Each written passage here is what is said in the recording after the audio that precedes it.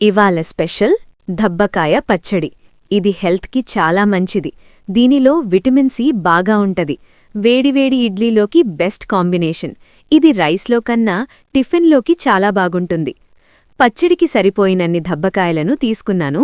కాయలు చాలా బాగున్నాయి. దబ్బకాయల మీదున్న తొక్కడు మొత్తం తీసేసుకోవాలి, లేదంటే చేదు వచ్చేస్తది పచ్చడి. ఇలా చిన్న చిన్న ముక్కలుగా కట్ చేసి లోపల గింజలను తీసేసుకోవాలి. కుక్కర్లో వేసుకొని కొంచెం సాల్ట్ అండ్ పసుపు, వాటర్ని వేసుకొని బాగా మెత్తగా కుక్ చేసుకోవాలి. దబ్బకాయ ముక్కలు మొత్తం మెత్తగా అయిపోయి గుజ్జుగా వస్తది. అప్పుడా గుజ్జును మిక్సర్ జార్లోకి ట్రాన్స్ఫర్ చేసుకొని బాగా మెత్తగా గ్రైండ్ చేసుకోవాలి. దబ్బకాయలకి సరిపోయేటట్టు బెల్లంని తీసుకొని కొంచెం వాటర్ని వేసుకొని బాగా మరిగించాలి, బెల్లం పాకం వచ్చేవరకు. బెల్లం కొంచెం ముదురు రంగులోకి వచ్చాక ఆ పాకంలో ముందుగా గ్రైండ్ చేసుకున్న దబ్బకాయల పేస్టును వేసుకొని బాగా కలుపుకోవాలి. తాలింపు కోసం నేనిక్కడ ఫ్రీడమ్ గ్రౌండ్నట్ ఆయిల్ని యూజ్ చేస్తున్నాను.